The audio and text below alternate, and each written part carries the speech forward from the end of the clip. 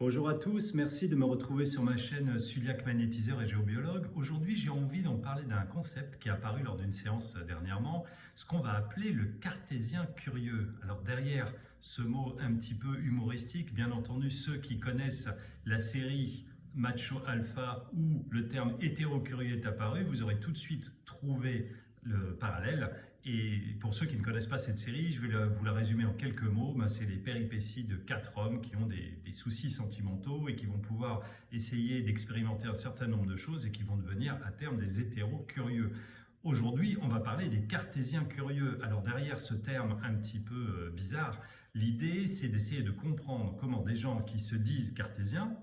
et donc, entre guillemets, sains d'esprit, vont pouvoir s'ouvrir à un certain nombre de choses, en lien avec l'énergétique, avec la spiritualité, et on va essayer d'analyser ensemble comment on devient un cartésien curieux et comment faire quelque part pour faire une sorte de coming out énergétique et de pouvoir s'autoriser à dire que l'on pratique et que l'on s'intéresse à ces différents thèmes qui peuvent paraître un petit peu loufoques pour, on va dire, les cartésiens purs et durs, et comment faire justement pour pouvoir concilier les deux et de pouvoir s'ouvrir à certaines choses sans, bien entendu, perdre ses repères. Alors, comment on pourrait définir la personne cartésien curieux? C'est souvent quelqu'un, homme ou femme, qui a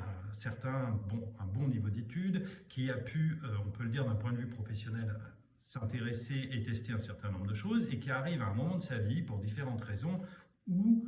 il arrive des choses un petit peu étonnantes dans sa vie personnelle ou professionnelle qui vont lui dire il y a peut-être autre chose, il y a peut-être des choses qui sont peut-être impalpables, insondables, invérifiables et qui vont plus ou moins s'intéresser à ces thèmes. Alors souvent, par exemple, ça peut être des gens qui arrivent en fin de vie et qui se disent tiens, pourquoi pas, imaginons que ça existe, revenir vers quelque chose d'un peu plus spirituel, on ne sait jamais. Quelque part se racheter une conscience dans ces dernières années de sa vie. Mais en dehors de ça, j'ai rencontré un certain nombre de personnes lors de mes soins ou justement de mes formations qui arrivent de monde très cartésien, très scientifique et qui arrivent par moments à des limites de leurs études, limites de leurs expérimentations ou tout simplement limites de leur traitement et qui viennent me voir en me disant voilà, j'ai tout essayé, on ne trouve pas la cause, ça ne fonctionne pas, est-ce qu'il pourrait y avoir une autre voie et de justement essayer de s'ouvrir à ces différentes choses sans tomber dans des choses loufoques. Bien entendu, nous avons tous en nous une partie cartésienne de nous et c'est normal que nous puissions nous rattacher à un certain nombre de choses déjà qui nous rassurent et puis des choses établies qui nous permettent justement de pouvoir approfondir et de tester les différentes choses que nous avons à voir ou à faire lors de notre incarnation. Alors, ce cas particulier du cartésien curieux peut venir aussi du fait, si vous voulez, de bien comprendre que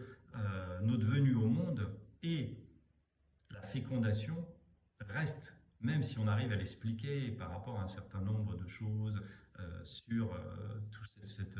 expérimentation de ce super spermatozoïde qui va être plus rapide que les autres, etc., et qui va pouvoir être le premier à aller féconder l'ovule. Oui, bien sûr, on a une explication rationnelle, scientifique, mais est-ce qu'on a réellement la cause? Qu'est-ce qui fait que c'est celui-là qui va y aller? Comment se fait-il que dans un certain nombre de cas, alors que médicalement tout fonctionne, on n'arrive pas à faire d'enfant? D'où vient, on peut dire,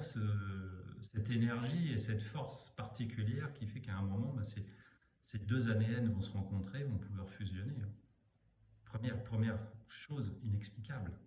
Premier moment où là, on va commencer à émettre des doutes. Et c'est à partir du moment où on émet des doutes que justement, on va pouvoir continuer à expérimenter, à tester, en s'ouvrant l'esprit. Tous ceux qui sont allés sur les recherches de l'infiniment petit dans le quantique s'aperçoivent à un moment ou à un autre qu'il y a quelque chose d'inexplicable.